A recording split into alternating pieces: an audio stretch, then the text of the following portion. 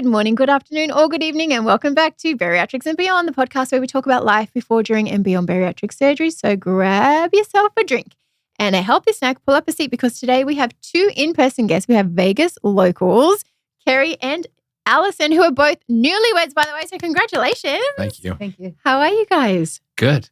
So both of you have had weight loss surgery, and Allison, you're pretty recently post-op. Like, how far post-op are you? I'm actually revision. 16 years. Wow, but you had That's your my revision original surgery. only- I'm 20 days. That is crazy. So let's talk about that in just a sec. But Kerry, I've met you before. Yes. When did you have your surgery? January 21st, 2023. 2023. And then I met you at the EOC reunion, Yep. which was October 2023. Yeah. So you were only pretty fairly new to Yeah, I had lost, I think, 60 pounds at that point. When you come walking in the door, I was like flabbergasted. Like, I've seen you online and stuff, but like seeing you are literally, I'm like, where did you go? Well, You're the- so little now. the parts of me that I didn't need are gone. So. There you go. So you're an attorney out here in Vegas, right? I am. So let's just get the background about both of you first. I grew up in upstate New York. I moved out here 37 Hey, I years. didn't know that. Yeah. Whereabouts? Binghamton. Okay, because you know Michelle, our co-founder, Yeah, is she from lives. Utica. She's in Utica. She's upstate as well. Yeah, Okay, yeah, sorry. so- I derail a lot. I'm sorry, Allison. But so I grew up in upstate New York. Moved out here in January of '88 to go to school. In the mid '90s, I moved to Oregon for 4 years to be a cop because I got a degree in criminal justice. Then I came back and got divorced and ended up wanting to go to law school. And they happened to open law school here in '99, so it worked out perfectly. So I didn't have to leave my kids because I had little kids at the time. And so I went to law school and then passed the bar in May of 2011. And I've been an attorney since. I did a lot of HOA foreclosure stuff for about 10 years. Okay. And a lot of family law. I do mainly family law. Now I work for a friend of mine. I work in her firm, and we do PI, so personal injury, wills and trusts, guardianships. I do mainly the family stuff. Right, but no divorce law? That's it. The family law is divorce, custody, child support, adoption, guardianship of the kids. So did you do your own?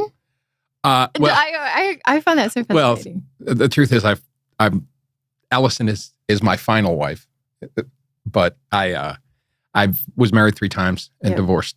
Yep. Fourth time lucky, Allison. Yeah. But the last one I was an attorney and I did and I didn't.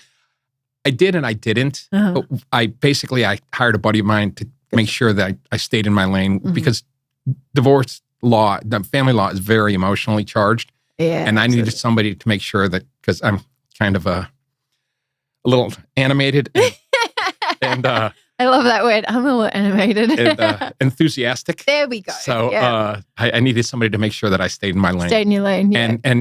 But in essence, every time they filed something, he sent it to me. I had his pleading paper. I wrote the opposition, sent it to him. He signed it. So in essence, I did do my own divorce. Right. But so imagine trying to divorce a divorce attorney, though. I can give you the name of somebody who found out the hard way. I believe ya. I can't imagine it. Like, you need some kahunas to try to divorce a divorce. Well, she for 10 years, she told people that I was a pit bull and needed to hire me. And then when she filed for divorce, she was shocked that the pit bull turned on her. So you're like, well, look. But I ended up, I was fair at the end. So. There you go. So talk about, I love all the juicy stuff, but let's, we could go on and on.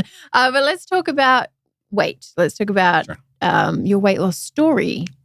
Were you always like a bigger man, or how did that I was big. Yeah, in my family, we're just. I'm 6'1". I always was around. You know, when I was working like a job where I was out and moving around and everything else, I was usually somewhere between like 275 and 285, and that was an all right weight. Yeah, just solid. Yeah. So, when you're sitting behind a desk for a decade, and not moving around like I was, you tend to pack on. Pack it on. And then as the marriage got worse, I spent more and more time at the pub down the street because I worked from home and she worked from home and she was at home all the time. So I needed to get away. Yeah. So that, Coors Light and I was going to say beer's got a lot of calories. Coors Light and fast food at 9:00 at night wasn't very helpful to me. Yeah. Wasn't my friend. Right. So, I mean, at the time it was though. Probably got you through the day. Yeah. Right. But so like you kind of gained weight. Yeah. So my high weight, I was 525 pounds. I didn't know you were that big. Oh yeah. I used to tell people I was a man of considerable tonnage. So that's great. So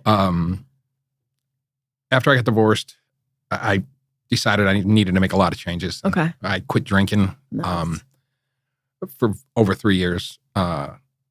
Then I decided, I needed to do something. I mean, quitting drinking, I dropped from 525 down to about 465. Mm-hmm, for sure. And then I decided I was going to do this. Me and a buddy were going to do it. And then he ended up not being able to do it, but he had already turned me on to EOC. Really? And I had looked into it and, my job, you got to really research. Yeah. Mm-hmm. So, I mean, I spent deep diving. I did a deep dive and I was looking for something bad. Yeah. Mm-hmm.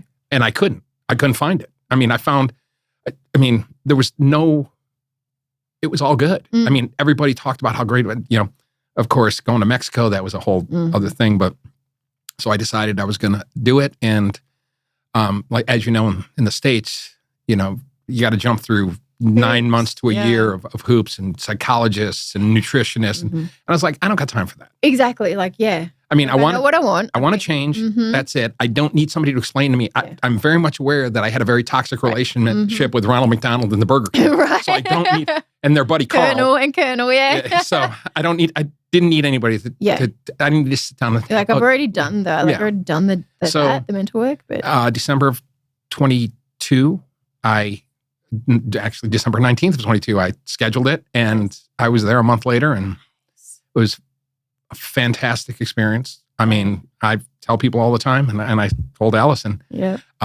I got better medical care in Mexico than I have gotten anywhere else, and especially, sorry, Las Vegas, in this town. It's so... I went to a couple of consultations here. Did you have your first surgery here, Allison, in Vegas or? Arizona, okay. Mm-hmm. I went to a few consultations around town and I'm very much a vibe person. I just didn't like the vibe of the people. But then I found myself having to follow up with them. I'm like, hey, I'm trying to get on the books and I couldn't even get in touch with the person. I found EOC. I still had to do like a 5-6 week pre-op diet. I did all that. I had 3. Did ya? Yeah. Okay.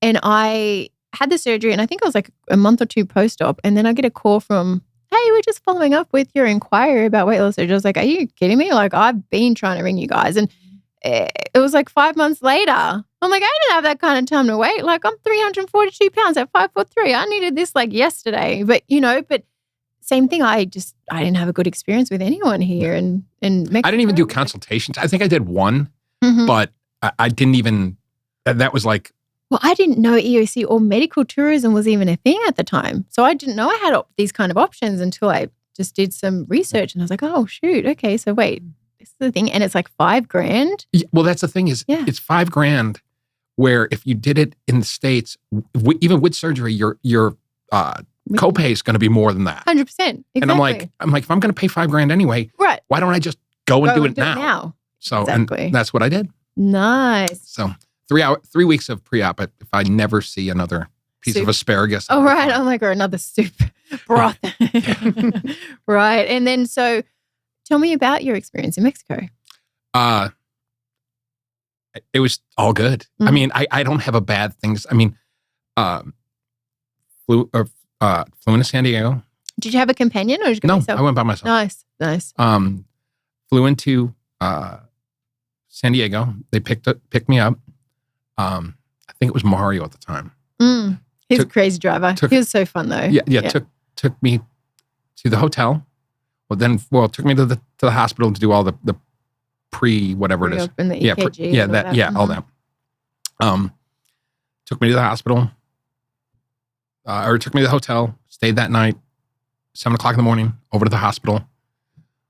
I noticed and registered very weird things. So You kind of have to. well, they tell you, okay, it's hurry up and wait. Yeah. You get there, they're going to put the IV in you, and then you just have to wait your turn. I'm like, okay, fine. Oddly enough, they rolled me into the operating room, and I remember looking at the clock above the door, and it was exactly high noon. And I'm like, Nice. I almost wanted to whistle, you know, right. but so they said it'd be 2.5 to 3 hours before you're back in your room. I was back in my room in like an hour and a half. Nice. I don't have time to wait. You're like, I don't even need time to recover. Like, No. just, yeah. It was funny because Nice. when I woke up in the recovery room, you know, people were running around, and I was trying to talk, and I kept going, yo, and then after about the third time, it dawned on me. I'm like, you're yelling "I" at these people, and so I finally went, "Pardon," and oh, hey, you're awake. And I'm like, it was just funny because I was just out of it. So, but yeah, so I was back, and then I woke up speaking Spanish. You guys, I don't know how to speak Spanish. What I thought was Spanish was I was like, I literally was doing that. My sister's like, because they rolled me back in the room and I was still going. My sister goes, what are you doing? I'm like, she's like, what are you saying? I'm like, I'm speaking Splinglish. I remember that. She was just like, wow. But yeah, sorry. So they rolled you back. So they take me back to the room, and they tell you got to get up and you got to move around. Yeah. And so when I finally got up, I was nauseous for maybe 2 hours because of what they paint your stomach with to make sure that there's no leaks or anything. So after I got rid of that, because when I had it, they didn't have that magical nausea pill. Yeah. So lucky Allison had the magical. Oh, did you? I want to ask about that. Yeah. So I got back to the room, and after I started getting up, and I wasn't in pain. I was a little sore, but not. Yeah. I mean, it wasn't bad. And so I'm walking around, and you know, when you go in there, you have a big group of people that. Yeah. So you have your surgery brothers and sisters. Buddies, yeah. And so there was one of the rooms on my floor had two people and 2 companions, and so I kept walking by because I was just walking around. I mean, because they said walk. I do what I'm told most of the time. Alice was like, I bet you too far. So at one point they go, "How are you so spry?" And I go, "What?" And they go, you know, one had like gas pain up in her shoulder. The other one was nauseous. Then they were both really, really sore. And I thought for a minute, I go, well, I got 3 ex-wives, so I have a very high pain tolerance. And that kind of became the joke the rest of the time. You're like, but this is light work. Yeah. So I ended up, you know, the 2 days. I think the weirdest thing, I don't want to say painful, but the weirdest thing was the drain tube. The removing it? Because they said, take a deep breath. And then when they pulled, it kind of felt like it was coming from up here. And I was like, okay, I don't know why the drain tube's way up here because it's everything. But so they took me back on Monday because I flew in on Friday, surgery Saturday, back on Monday. And then I was in the hotel until Wednesday, then took me across the border. And did you do the tour at all? Yeah, I did the tour. I did the free tour. Yep. We actually did both of them this time. You? But okay. yeah, but I did the free tour. It was fun this time for me because everything that, you know, across the street, I got to eat the steaks across the street. Yeah. I got to, you know, when they took you to the little restaurant, I got to, you know, I mean, I had food as opposed to enjoy the Mexican food from Mexico. Yeah. So it was, we're going to have to go back at some point so that she can get that. Yeah. What she missed out on that I missed out on at 23. Yeah, exactly. But yeah, so then I just came home and. How much weight did you lose? 280 pounds total. I went from 5, well, it was, part of it was the no drinking, but then the pre-op I lost. I went from 462 to 438. I'm sorry, your wedding ring is blinding me. Oh, sorry. That's beautiful, Kerry. Oh, you think this? I'm so off topic. I need to see. Yeah. I need to see. This is really nice. I like that. You never really like men's rings, but that's a good one. I need to see yours. Okay. Damn. Kerry. Go big or go home. You did so. Congratulations. Thank you. Oh my gosh. Anyhow, so I get so off track. I'm like, squirrel, something shiny. So I started shedding weight, and I went, my high weight, like I said, was 525. As of this morning, I was 242. Damn, congratulations. So, yeah. Any hard parts? What do you think was like hard in the journey? Like I said, I got 3 ex-wives. Hard is there's a high bar for getting hard for me. Yeah, you're like, and I deal with divorced people all the time. So This was a piece of cake. It was Well, really, not a piece of cake, it's like a piece of broccoli. but it was. I don't think it wasn't really hard because I did the sleeve versus the bypass because you can reverse the bypass. At least that was my understanding. And I was like, I'm in. I'm all in or I'm not. I'm not doing something that of my stomach. I don't want it back. Well, the other thing is I don't want something that if I change my mind, I can get. No. Yeah. I'm doing this because I want to be healthy. Yeah. My father had a heart condition and I was on the fast track to, fast track to a heart attack, as I like to say. Did you have any comorbidities? Like, did you have diabetes or anything like that? No, I didn't have. I was pre-diabetic. I was on high blood pressure meds and I was on cholesterol meds. Yep. By August of 23, I was off everything. As I was going to say, it's reversed so quick. Oh, and I had a CPAP. Oh, nice. Yeah, she found my CPAP in the closet. Did ya? Wait, what is that? I go, oh, it's my CPAP. She goes, you've never used that? I go, I haven't used it in like 2 years. Throw it away. So, I keep it just to remind me. Right, there you go. It's like a place I'm never going back to. Yeah. All right, so now let's meet the beautiful Allison. The very beautiful Allison. Very beautiful. You got very lucky. If they always say, meet my better half. Mm-hmm. Oh, she's my way better half. The best half. Oh, yeah. Oh, yeah. Oh, that's so sweet. So, Allison, you were just saying you had a revision. So you had the sleeve or did you have the bypass? What did you have first? Back in 2009, I had a lap band. Oh. That was very in vogue at the time. Yep. Billboards I was on a billboard. But were ya? Oh, my goodness. Okay. A little slice of life there. But yeah. Nice. Yeah, back then everybody was getting the band. Yep. And was a hot thing to have. So you had the band. Did you still have the band when you had your revision or did you have it removed? Dr. Ortiz took the band out. Get out. Did he show you what it looked like? He gave it to me. Was it really gross and like eroded or anything like that? Or was it just still intact or? No, was it? Yeah, it was okay. Because with the band, you have to I don't know too much about it, but you have to keep like maintenance on it, like getting it filled and stuff like that. So did you do that the whole time or did you just kind of like at one point stop that? I stayed in the green zone for many years and it was below goal weight, did very, very well with it. Yeah. And then ended up with a complete unfill back in the end of December due to some food poisoning. Okay. We think that's what it was. Okay. And just could not get right back to a good fill. So over the winter and spring, I attempted to get it filled, get back, started to slowly gain some weight. And so during that time, I don't know if you were like, in the know of bariatric surgery, but seeing like all these new procedures come through like the sleeve, were you like, I wish I had done that? Or were you like even considering like revising to get rid of the band to that? So how did your revision come about? Was it because you met Kerry? No. I was very happy. When I met Kerry, I was approximately 130 pounds. Had been that way for a very long time. Yep. And was very happy with where I was. Had no intention of ever getting rid of my band. I've always been a big proponent of the band. Yeah, right. The band is amazing. And it worked. It's changed a lot of lives. Changed your life, yeah. It's just got such a bad reputation. Yeah. And so why did you change? Well, I had started to gain some weight. I couldn't seem to get back to that green zone. It was very distressing for me, especially after achieving a goal weight, wearing a nice size 2. And there I was, and all of a sudden here I was back. Right. Starting to gain some weight. It was horrifying. What was your heaviest weight?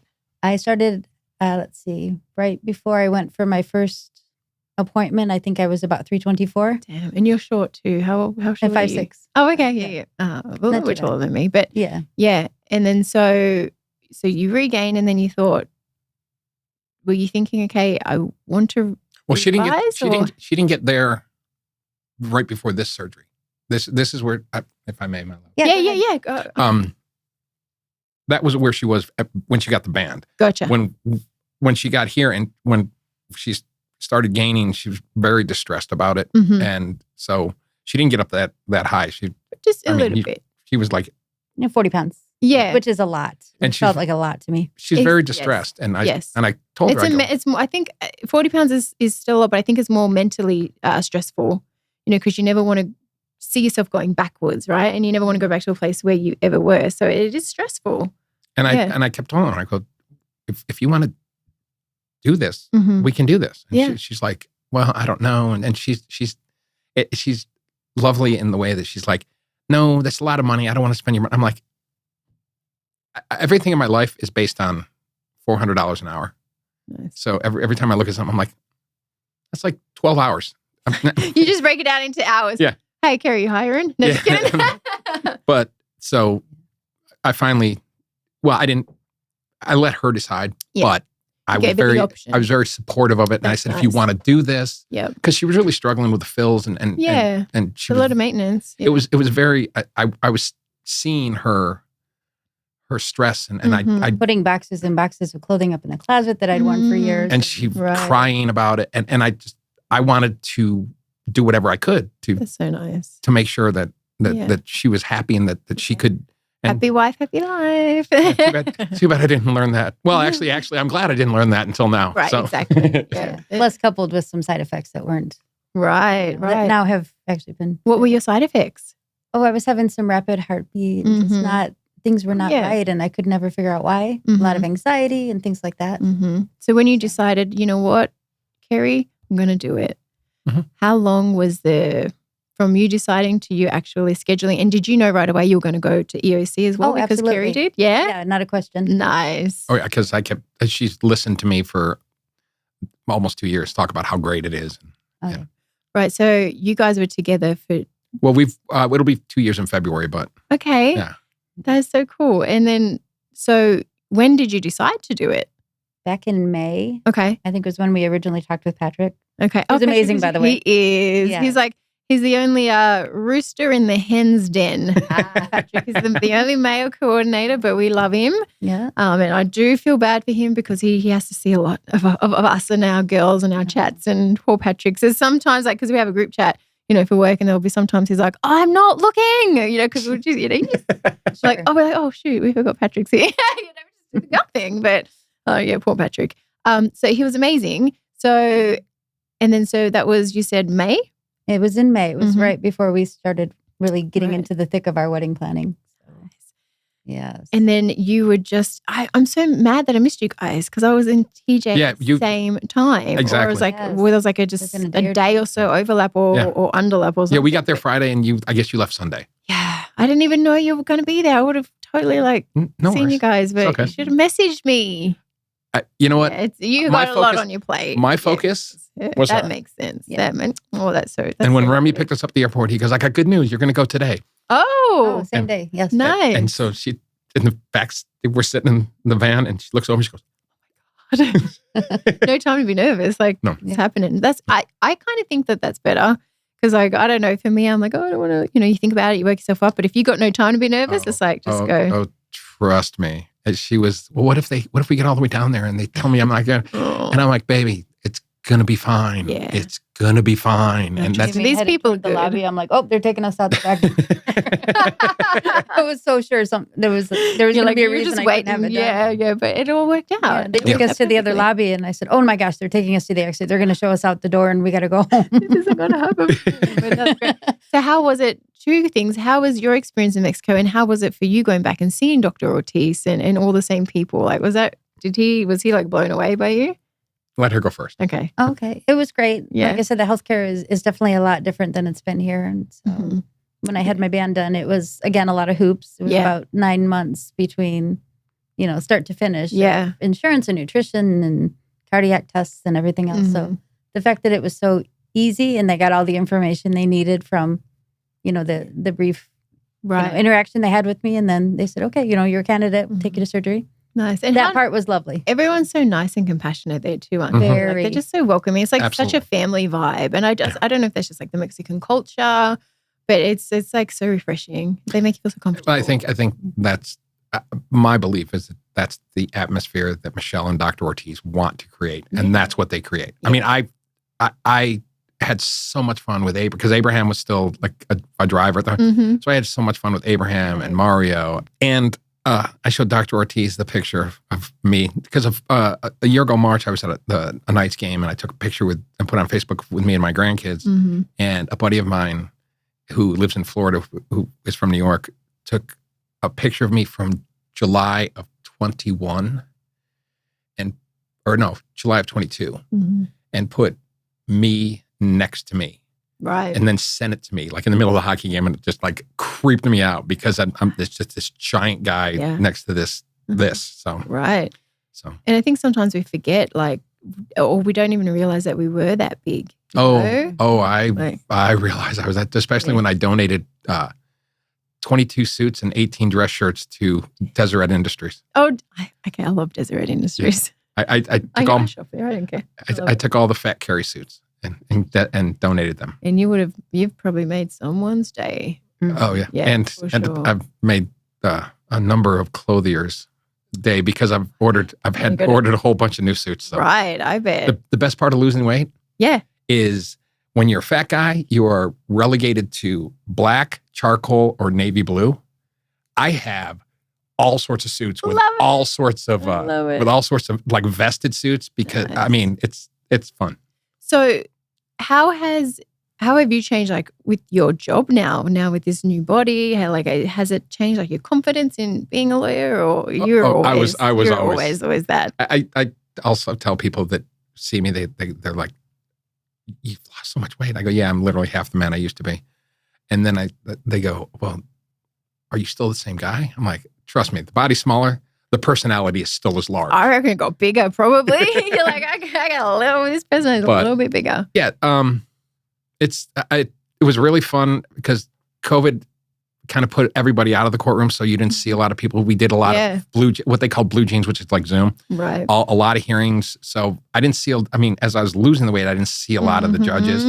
And then I've walked into courtrooms where as soon as I make my appearance, the judges are like, "Wait, you're not Kerry." And I'm like, I can show you my ID. Yeah. But how cool is that? Yeah. So that was cool. One of the funnest things.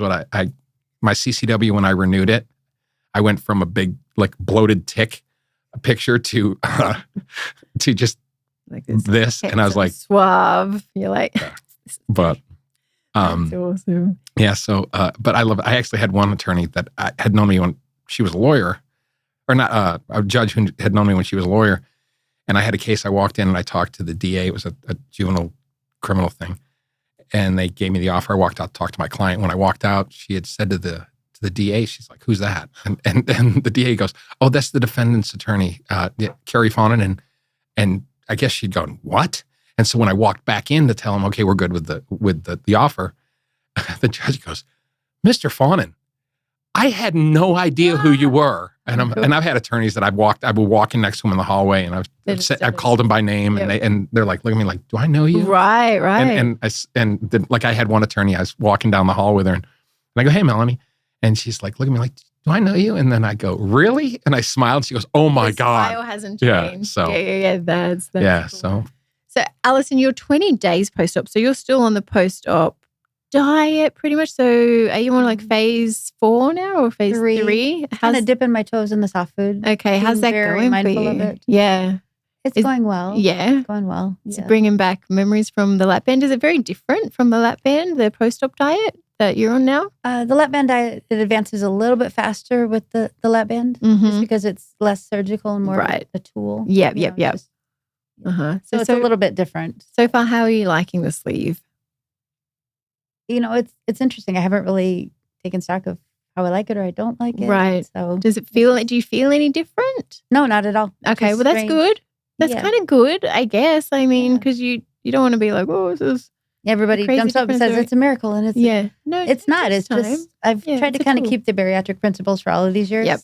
I mean, of course, everybody makes food choices that maybe are less than optimal. Yeah, but we're human too, so we do need that bit of balance of Sure, but getting back to those basics was a really smooth transition, and getting back into the foods just gives me an opportunity to kind of repeat those basics and continue on with some good practices. I love it. I love seeing couples doing it together. Like you both have each other's, as a support system. You've done it before, but the fact that you're like, look, I got her back 100% for the rest of our lives. Oh, I love that. Okay, I would love to hear the love story. Like, how did you guys meet and all of that?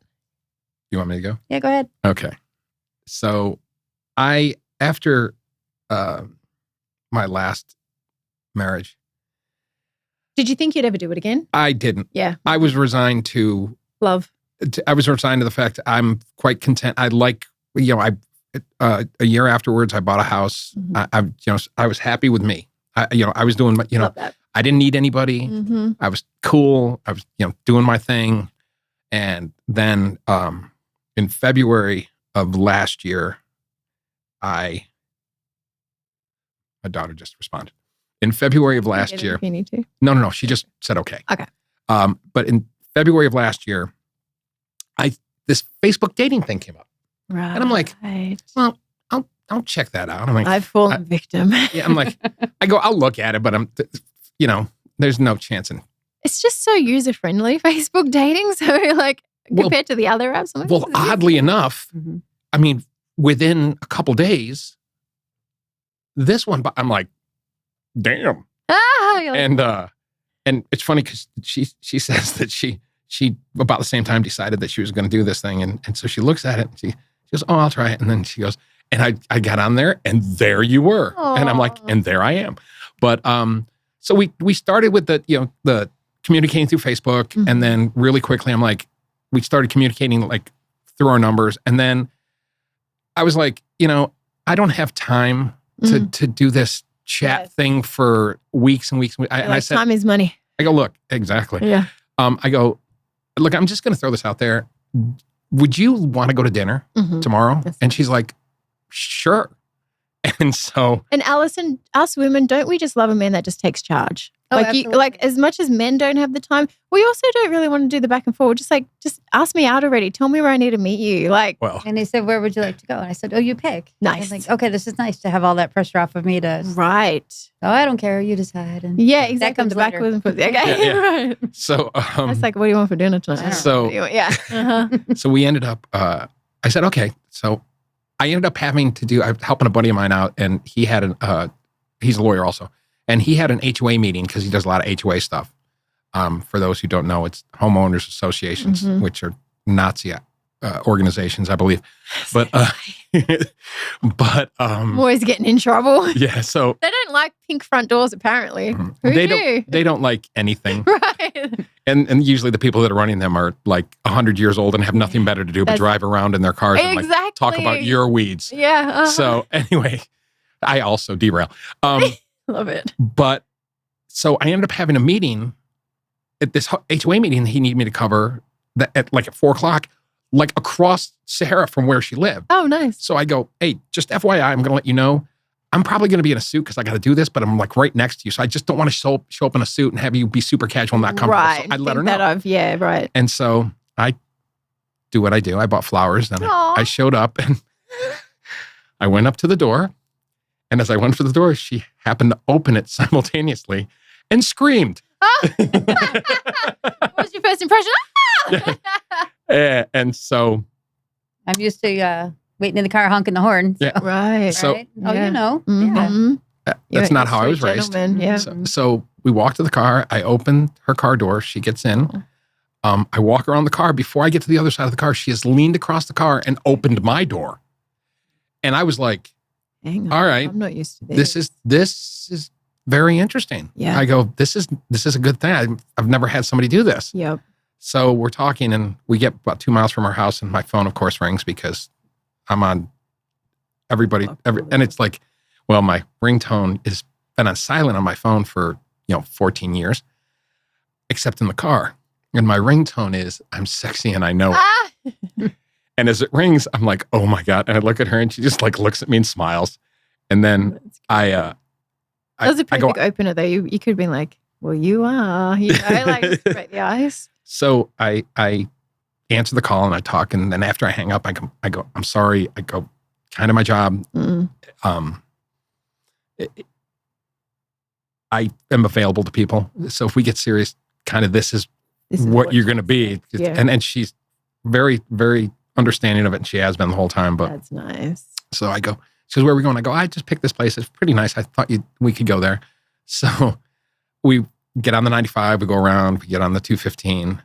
And so I was taking her to Bob Taylor's ranch house, which I don't know if you've ever been. It's over. I've not been. I've heard about it. It's awesome. So I go, we'll go there. So as we're driving down 250, she goes, in her mind, she tells me, she looks and she goes, oh, Bob Taylor's. I always want to go there. And then I got off Jones and she goes, and she says in her mind, she's like, oh my God, are we going there? And she's not saying this out loud. And she's very, very good. Yeah. So we went. That was our first date. Yeah. And you knew right away. Then we went to a movie afterwards. She goes, I go, you want to go to a movie? She goes, sure. And so she goes, I go, well, what do you want to see? And then we ended up, she goes, what about this new movie, The Beekeeper? I'm like, oh yeah, that'd be cool. I'd seen it already. Oh. So, but I was like, Kerry. But it's such a sweetie. It was like, so we went, I mean, it was a good movie, but so we went. You're like, I didn't care. I just want to spend time with her. I wasn't watching the movie. I didn't. That's exactly what it was. So we went to the movie. Was there. The band, love that. That is so important, isn't it? There was a point where I knew she was going to get scared. And so I was prepared for that. So she got scared and I put my arm around her. And, perfect opportunity. It's like Danny and Sandy in Greece. Oh, exactly. Right. So, and then. That's where we found out about each other's surgeries as well. Yeah. I was going to ask about that. Did you guys know before meeting? No. Really? So out to dinner and you both can't really eat much? Well, I told her, I go, just so you know, I eat like a bird because I had the surgery. And she goes, really? She goes, I had a lap band. So she goes, I don't eat much either. So yeah, it was perfect. That's awesome. So I didn't want him to be uncomfortable. Yeah. Because he was kind of being a little bit shy about it. Right. I don't, Yeah, but I don't eat a lot. So I kind of put my hand on his. I said, I'm 14 years post-op. Nice. And his eyes got all wide. He said, really? Oh my God. So I'll never forget that. Totally like bring you guys together. Well, because I've always been open about it. I was like, hey, look, if I'm not eating, it's not because I'm not enjoying it. It's just because, And some people don't understand it. Like, if you know type thing, So we start dating and 3 weeks later, we go to what was it, Tyler Braden? Yeah, we went to Tyler Braden out at Stoney's. Yeah. And we go with my buddies and my buddy and his wife, Allison. Oh, and nice. so I go to drop her back off. I walk her to the door. And I go to say goodnight, and I don't know what my mind and my mouth decided to do. Because next thing I know, I hear myself going, "I love you." Sorry. I had a great time. I go back and I'm in the car. I'm like, I feel like slamming my head in the steering wheel going, what did I just do? And she tells me later that she sat down on the stairs in her house and was like, oh my God. But she was like mixed. Like too soon, and oh my God. No. Right. Because, love bombing is a thing too. Bombing, men just tell you what they think you want to hear, but for you, it was purely genuine. And it slipped out. It wasn't supposed to come out. The fact that it wasn't planned, it just happened. Oh, I have a habit of my mouth opening. He made it right the next day though. Yeah. And we went to the hockey game the next day and I'm like, oh my God, I just want you to know, I don't know where that came from. Mm-hmm. I'm so sorry. I don't want to scare you away. And it was cool. That's so nice. Then I got, my life took over like my life does. And I plan on something, then I have to cancel. Or, and I was like, so we went through that. And so about one night I go, okay, I realized what I was doing. So I go, we're going out tonight. We're going to go have dinner. So I picked her up. We went to Tommy Rocker's and we sit down and I go, look, I got to tell you, I'm really like you. I'm really interested. My life is just really crazy. I've been super busy. Yeah, this isn't an excuse or a cop-out. It's legit. I go, I'm going to make an effort to kind of prioritize you because, this is what I do. My life is super busy, but I'm going to make a lot more effort. She looks at me, she goes, well, that's good. Because I had you on a clock. Without telling him. Yeah. And I go, really? She goes, yeah. I said, you had 30 days and then I was kicking you to the curb. And I'm like, oh, really? I go, what day was I on? What day was I on? 28. Oh, saved by the bell. You just made it. Yeah. I was 49 years old. I don't have time to, play games and wait around. I'm not 20 anymore. Yep. But that's the thing. We don't have the time Go on down the road. Yep. Let's not play games. But apparently, God felt that I needed, because I needed to do this. Well, one of the other funny things that we talk about that kind of how we ended up, that this was fated to happen. Mm-hmm. One day we're talking about, because we talked about our past relationships and everything else. And I was talking about, how my ex-wife had filed for divorce. And I was just saying, so she filed for divorce at 10:50, and a buddy of mine called me at 10:55 because he was looking for something. And when you're lawyers, if somebody's written something, you kind of go into their cases and you pull stuff. Mm-hmm. He happened to go into her attorney's cases, and noticed he had filed this case. So he called me. So I knew like 5 minutes into it. Right. I didn't say anything. Right. I just let her. So I'm telling her, I just let her act like everything was fine. And, so, and I go, yeah, she filed on April 23rd, 2021. Mm-hmm. And so when I said that, she goes, really? She goes, what date? And I told her, and she looks at me, she goes, that was the day I was on a plane moving here. Wow. So literally the day. Oh. Sorry. The day that, no, I'm good. Okay. I'm an attorney. I don't have tear ducts. To get the Kleenex. But the day that my ex-wife decided that she didn't want to be married to me, God already had a plan. He was 100%. He was getting her in position to be in my way when the time was right. What's meant for you will always find you.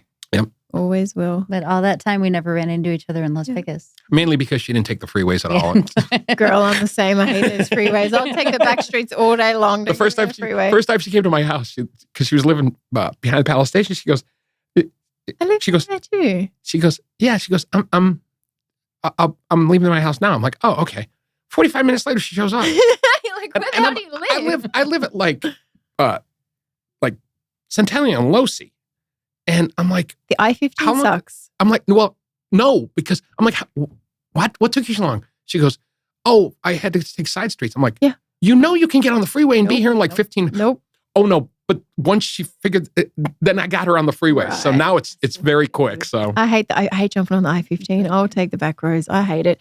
I lived on Elua, a Sahara in Las Vegas Boulevard. Oh. It's just right by the. Oh, yeah. Right by there too. Okay, yeah, it was just a little bit further up the street. Yep, just a couple blocks away. Neighbors, see? But that I-15, I won't do it either. Mm-hmm. But you guys, thank you so much for coming in. And I'm delighted to meet you. And you invited me to the wedding. Yes. And you said you were coming. I was going to. My life went upside down, and then I was actually moving. It's okay.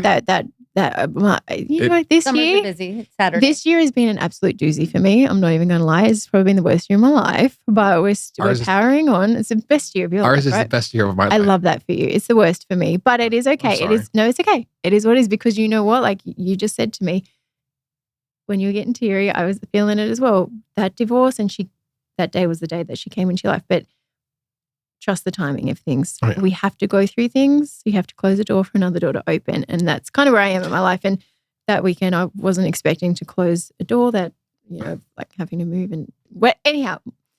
But you guys give me a lot of hope and inspiration. And I love hearing your story. So thank you for sharing it. Absolutely. And are you coming? Thank you for inviting us. Of course. I love you. As soon as I met you on the reunion, I was like, we're going on the cruise too. That was my next question. But when I met you, I was like, I love your energy. Like you were just a ball of energy and fun. And like, how is it not infectious and contagious? I love it. I love your energy. So you're both coming on the cruise. Yes. Oh my gosh, I'm so excited. We spend a great deal of our time laughing.